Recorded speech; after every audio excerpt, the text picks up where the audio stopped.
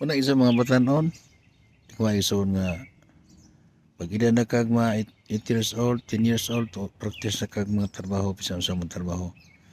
Yes balay pagkugi igsoon kay nasa ato mataw sa panila pagkugi tuon kag eskwela mo mo focus ka sa eskwela unya pa eskwela kay 5 days sa mana unya ting klase to adyo ka adyo pag absent kay kanay maghibaw magamit man sa simpatigayon inig madako na kay igsoon makahuman kag kurso sa dili magamit mo na simpatigayon basta na kay grado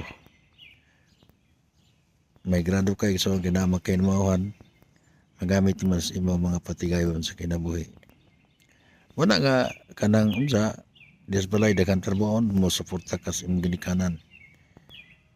Unsa mo suporta kay igsoon sa imong mga ginikanan.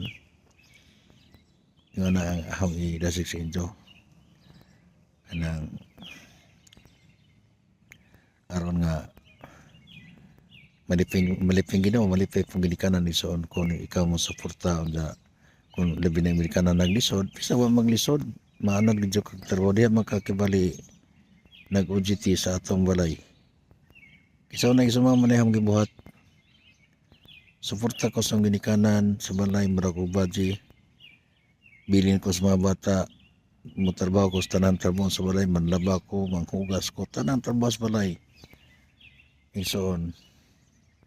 Dili ko maghingampa sa pagkadako na ko na anad ko trabaho. Muna igsoon nga karon yung buto panahon nga nahamtong ko nakadako ko na anad ko trabaho.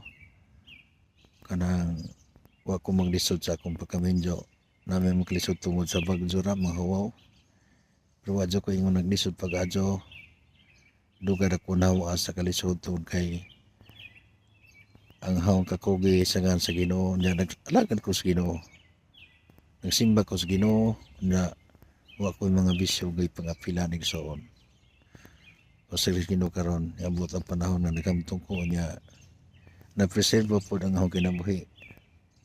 Karon mo 73 years old ako igsoon.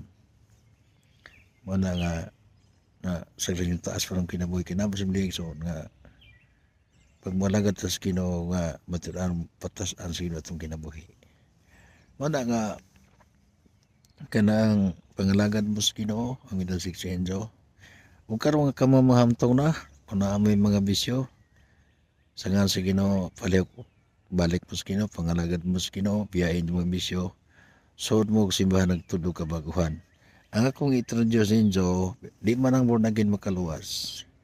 Ang makaluwas sa Ginoong Hesus ra, pero kini mo sod lagi kay ka grupo na may impluwensya, kauban ka grupo nga ang pangalagad sa Ginoo nga wa magibago, madamo po ka nga di magbago.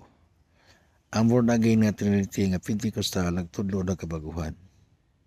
Muna kung gusto ka nga mada ka kanang sa kinabuhi nga pagbago makay bisyo kanang idasi na medyo nga daghan maning grupo nga born again Trinity nga mga Pentecostal born again nga Trinity na mga mga Pentecostal di Trinity 1 is igsoon ako kay Trinity malagi ko ang pagdasi nyo ka born again Trinity unja ang Trinity nga Pentecostal tudo kabaguhan pero doon na po yung mga simbahan nga wa po sila magdasig o kana pagdasig nga number 1 dasig sila sa pangalagad sa Ginoo pero wa sila magdasig sa mga membro pag kugig trabaho depende man sa pastor doon na may mga pastor igsoon nga wa po sila magkukihan naman naging nga unsa nga ni leader mo pod ang mga glideran pero dili tanan pero dako ka jud prinsip igsoon kanang nagpastor ka nya kugihan po ka kay mao man nagibati sa San Pablo si San Pablo igsoon kuan siya kanang nangalagad sa Ginoo kugihan po siya nanghimo sa tulda adlaw gabi nagtrabaho siya para hindi siya makahasol sa uban si San Pablo ang mga apostoles na nagat mga dili daotan nga mga lagad ka sa Ginoo na bisyo o na mga lagad sa Ginoo diya mga lagad ka sa Ginoo nga kanang naa kay trabaho nga sideline kay dako nagamit ang imong sidlan para sa Ginoo igsoon Pero na malagi uban nga di sila mo trabaho kadyo, ang ato sudokon kana kadyong mo-focus ka sa Ginoo o imong kabuhian para nga kita magmaswagon iso kay ang atong trabaho pananginan mas Ginoo. Salamat ug God bless.